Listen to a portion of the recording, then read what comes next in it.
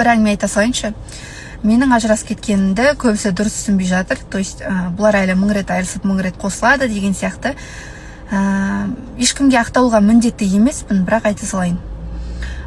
Бөлек тұрып жатқанымызға 2 ай болды. Біз кәдімгідей бет көріспестей болып, ұрысып, қырылып, төбелесіп, ондай нәрсе болған жоқ.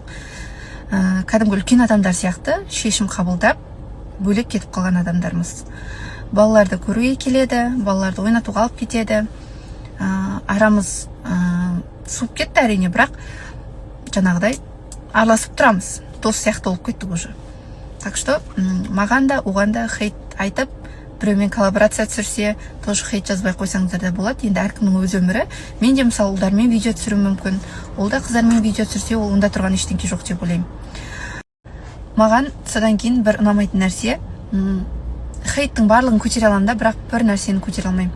Мен бір ашық киініп алсам, сразу ой, бұлар байынан ажырасып кетіп, міне осындай нәрсені қалаған екен ғой, осындай болып кетіпті ғой деп адамдарға жаман ой салмасаңыздар екен деймін. Өйткені комментарийді оқыған кезде, ана комментарийді оқып отырған кәдімгі нормальный ойдағы адам, шынымен осындай екен ғой деп ойлап қалуы мүмкін де.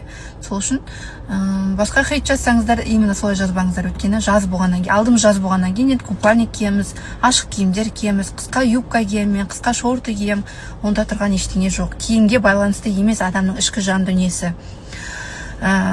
Сол жалпы. Болашақта қысқа киіп жатсам, жаңағыдай жігіттермен видео түсіріп жатсам, алдын ала айтып қойын деп жатқам ғой сіздерге. Мен сторисқа не үшін аз шығып жүр десеңіздер, менде режим дұрыс емес. Күндіз обед кейін ұйықтаймын да, сонымен таңға дейін жүре беремін ғой кәдімгідей ше. Кімде тағы осындай проблема? Енді мен бұл затты қосылайықты да айттым ғой, бірақ айта кетейін, оқырмандарыма пайдасы тиіп қалар. Жалпы ең бірінші мен күйеуге шыққанда 19 жаста болдым ба, 20 жаста болдым ба. Сол кезде мен білген жоқпын. Қалай жалпы бай таңдау керек, қай жеріне қарау керек деген сияқты да. Қазір енді уже мен елдармен кездескеннен кейін сразу күйеуге шығуға болатын шешім қабылдай алдым да, потому что өзінің мен білетін осы бір 2-3-4 қасиет бар, соған қарап мен уже сразу ойланбастан шешім қабылдап, ерте тез күйеуге шығып кетуге шешім қабылдадым. Енді ол қандай қасиет деп отырсаңыздар, жалпы ер адамның ең бірінші жақсы қасиеті ол сабырлы болу, яғни ол қалай сабырлы ма деген сияқты. Екінші қасиеті жаңағындай. Сондықтан қазіргі заман ондайға қарамайтын заман. Сен 3 балаң болса да, қанша балаң болса да сені алатын адам. Просто өзің кішкене негізі визуализация дейтін заттардың бәрі жұмыс жасайды ғой.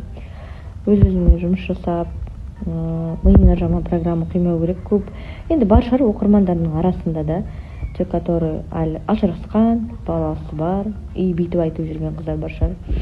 Мен енді күйеуге шықпаймын деп та, енді мен байға сенбеймін деген сияқты. Енді біреулердің көзіне шөп салады, біреулердің көзіне біреулерді алдайды деген сияқты. Әртүрлі немен ажырасады ғой адам деген. Сондықтан миларыңызды өзгерту керек, просто жақсы зат ойлау керек, жақсы зат айту керек. Мен жақсыға лайықтымын деп, өзіңіз жақсы болып, жақсы ниетте болсаңыз, бәрі де болады. Егер жаңа келіп отырып, сендермен жалпы көптен әңгіме айтқан жоқпын. Жалпы мен сторисімде көп адам жаңағындай жазады, типа, енді хейттермен өсеміз ғой, конечно, хейтсіз болмайды ғой, бірақ типа жалмауыз, жас баланың басын дуалап алған, анау-мынау деген сияқты да. Сосын біреулер жазады, типа жас баланы қарату үшін қандай не қолдандыңыз, не істеу керек деген сияқты да. Жандарым, ештеңе істеген жоқпын, мен дуалағандар жоқпын. Оған ешқандай несі жоқ, просто Құдайдың өзі қосқаны да енді. Жалпы қазіргі таңда, бұрын, например, бұрынғы ер балалар дейінші. Енді айта берейін, қыздығы болмаса алмайым дейтін еді. Қазір не только қыздығы, қазір 3 баламен де, 5 баламен де алады да. Жақсы көрсе, сондықтан да қазір ешқандай неге қарамайтын